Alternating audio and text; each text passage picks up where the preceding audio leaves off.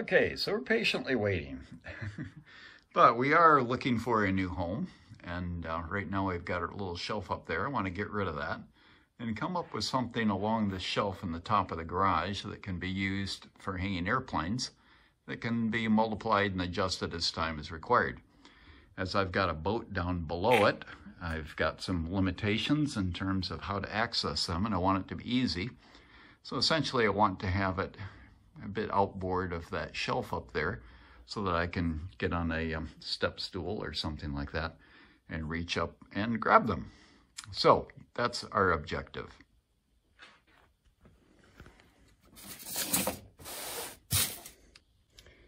Okay, in terms of what we're trying to do, it's something like this that we've got in mind. So we're talking about putting in a rod, a curtain rod through there.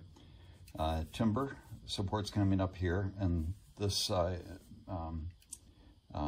device here, this little bracket, there'll be 2 of these per plane, and they'll be able to slide along the rod in and out, not fastened elsewhere, just simply being held on the rod. This just simply providing support on the top, and this here providing support for the airplane where it's the airplane, but actually this particular one is a thing for the wings. And for the airplanes, I'm looking at a double level one, where there'll be 1 plane on the top and 1 plane on the bottom. So that's kind of the plan. So let's get into it. Now let's have a look at how we're setting up this particular thing here. Okay, we know that up here on the top, I've got those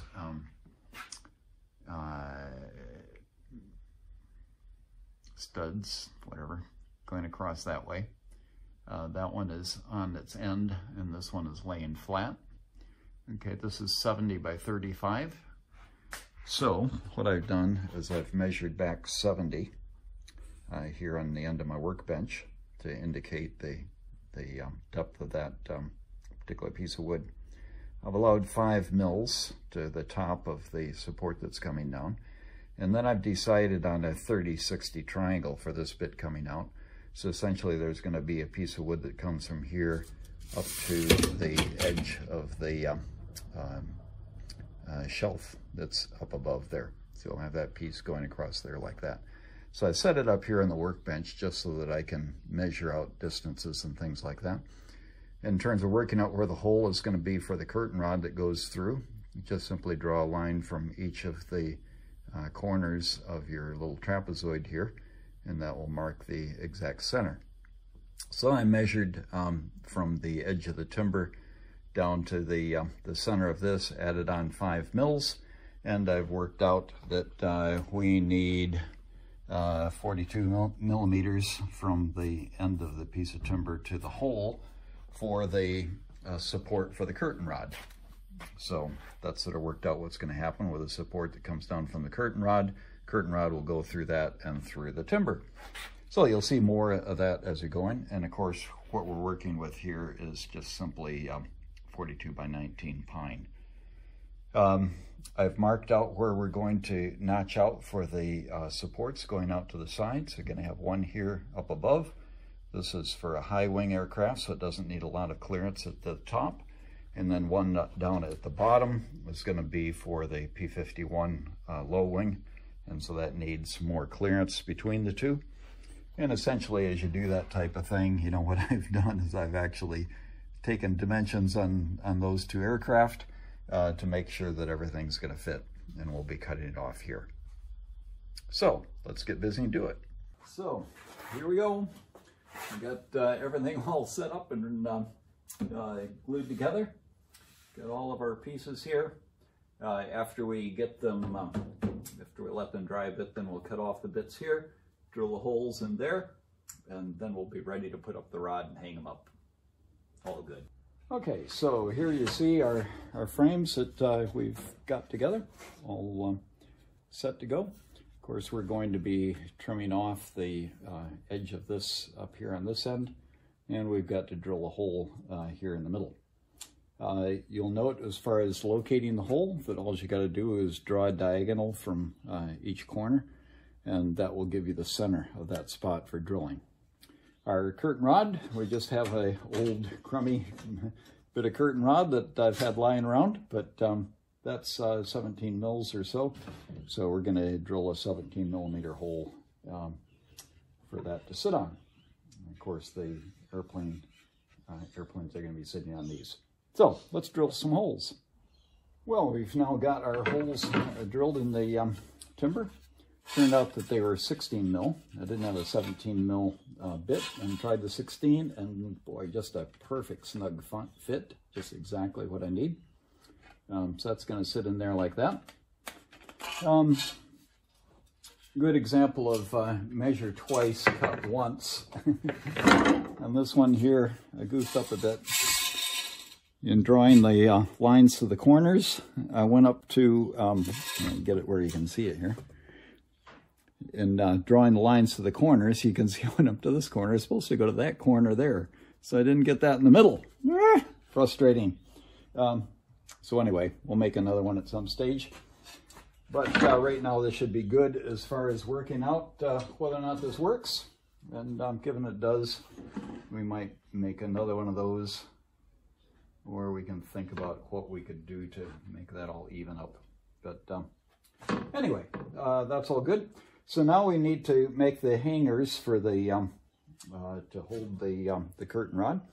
And so I've got this stick of scrap that was left over, marked up with places to drill the holes. We'll drill the holes, then after the holes are drilled in, we'll cut it into the 4 pieces.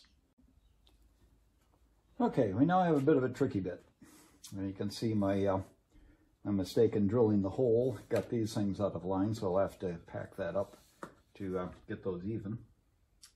Either that or trim that back, but I think I'll pack it up on this one.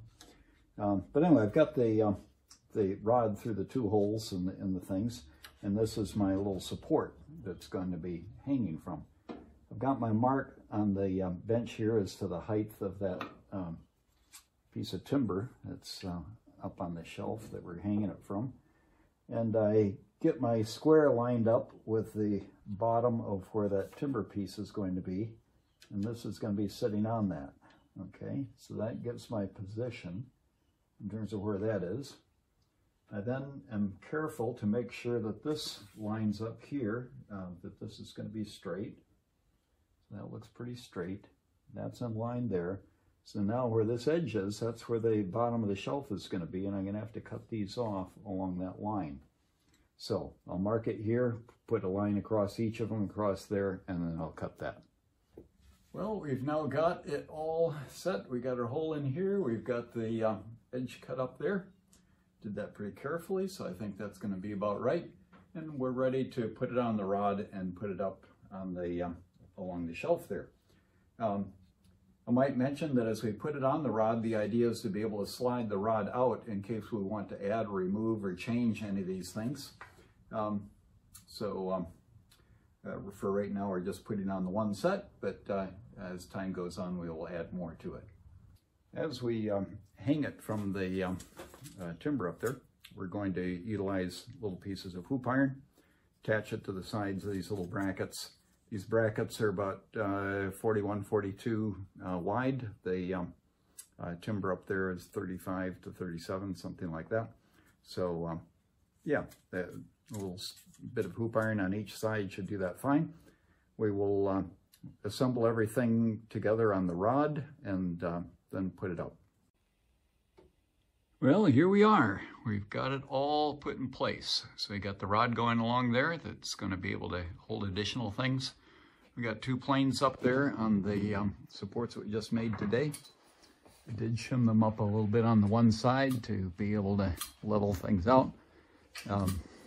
Give a little bit of padding under the front of the P-51 wings. Initially, the Ranger was hanging a bit low on the back, so I just sort of put it to where the tabs on the top are sitting on the rails. We might eventually let that hang down a little bit farther in the back. The other thing I've noted is that it's rather difficult getting the P-51 in place. These are a bit long here, considering the distance between the back of the main wing and the horizontal stabilizer. So that'll be shortened up a bit. But I think the biggest thing is that if we have a plane that is being supported with the wings on, we can have these farther apart to where it can just slot straight back in there and the horizontal stabilizer can fit in between the two supports. That'd be a lot easier than fitting it in like this. So if we stick to, on any particular rack, having either both planes that have the wings on or both planes that don't have the wings on, I think that's going to work a lot better. But certainly a very good start to our little project here, and we'll continue at it and see how it develops along the way.